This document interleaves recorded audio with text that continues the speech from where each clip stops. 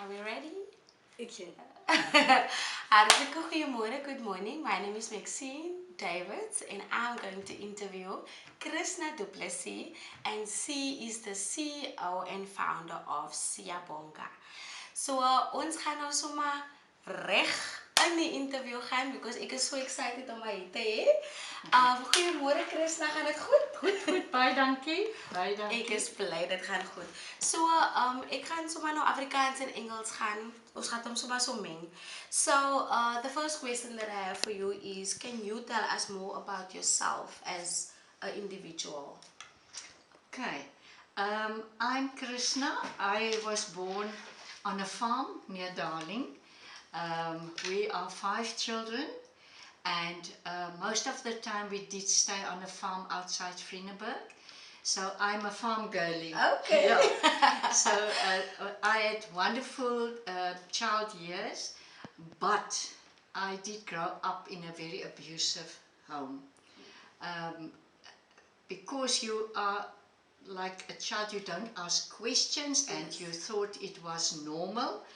But when you grow up and you start thinking, but this is not normal. Yes. So I was the one that always protected my mother. When she was attacked and bleeding, I was always the one that cared for her wounds. So I did grow up with the thought, one day I want to be a nurse. I want to take care of people. Okay. And that is where I think the calling in my life started. Oh. So when I was in school, I definitely decided, I didn't have any guidance.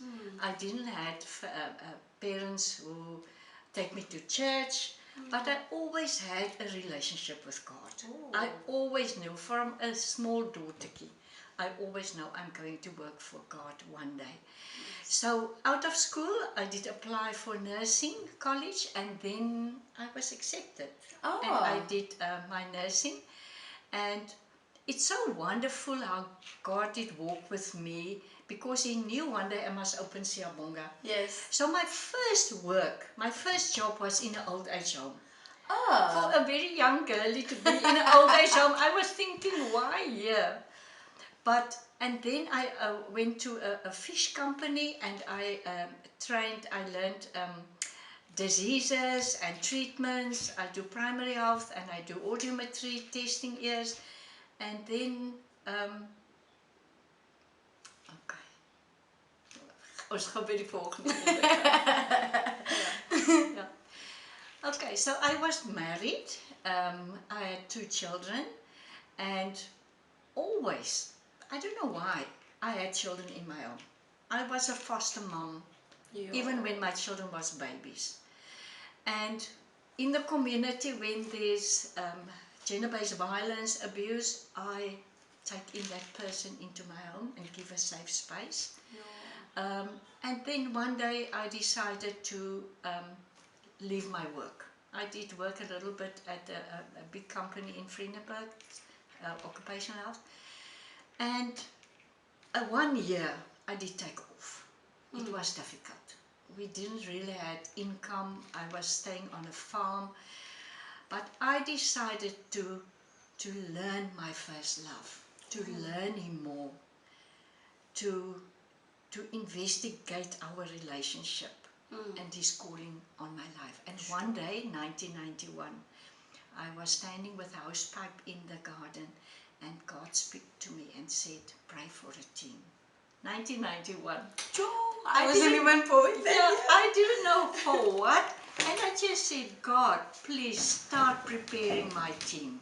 I need this team. I don't know what I must do, but I need this team. So as time go, and I opened a private clinic, because that time St. Helena Bay didn't have doctors. I developed into that caring, supportive person in the community.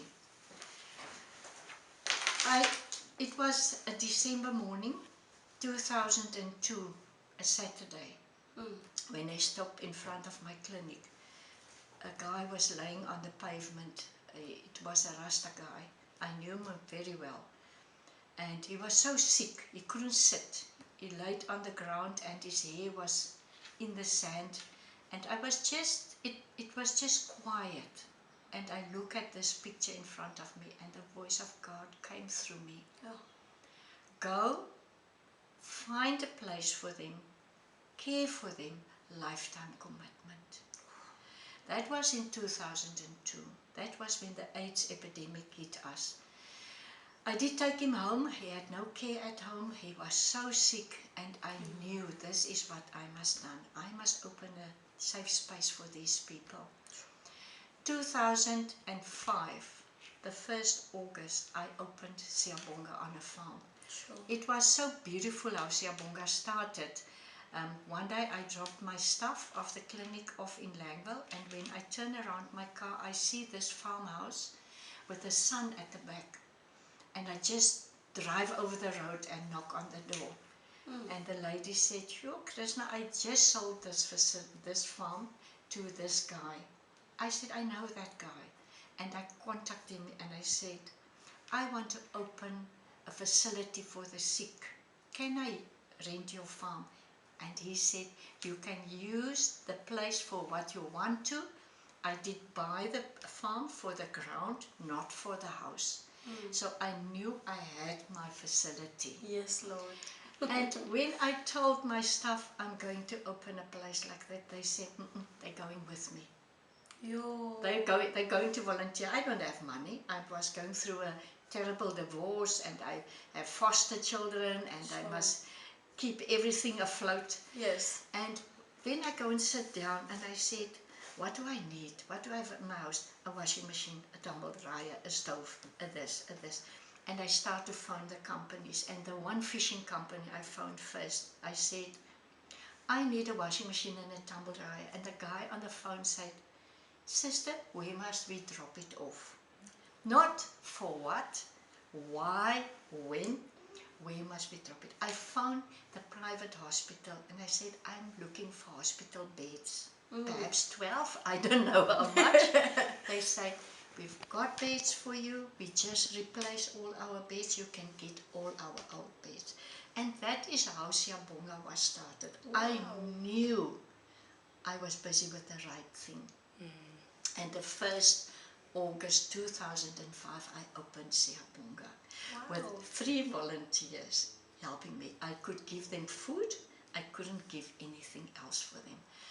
And it was difficult. You know, when people bring their precious mother or father or brother or sister or child to you and put it in your facility on a farm in the Gamadulas, you are responsible for their health, their safety, to give them food, to get them healthy.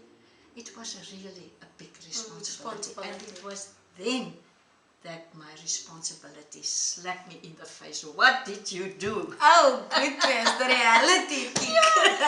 I didn't have anything to drive with. My son had my small Uno car. I didn't have a car. And I prayed to God and said, "You must give me a vehicle." And then a guy phoned me and gave me, he said, the largest, told him he must give you the double cab bakkie. I said, "Yo, Provision." Then I said, "God, I cannot do it alone." I didn't know about the NGO, you must be registered. I didn't know that time. There was nothing of those things.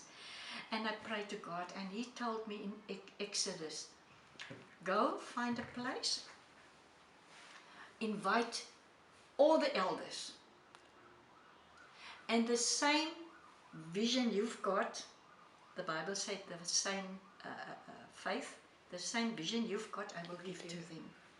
And I'd write down a few names, and I did find a space at the hotel in St. Helena, and we had a meeting. And when I shared my vision and what God told me, everyone was crying. And those people walked with me for many years. For many years. And I wasn't a business lady. I would want to give something for free for everyone. I'm a nurse. Yeah. And they teach me to do business, to think, to prevent, to plan, to implement. It was amazing. Wow. And in 2008, my space was too small.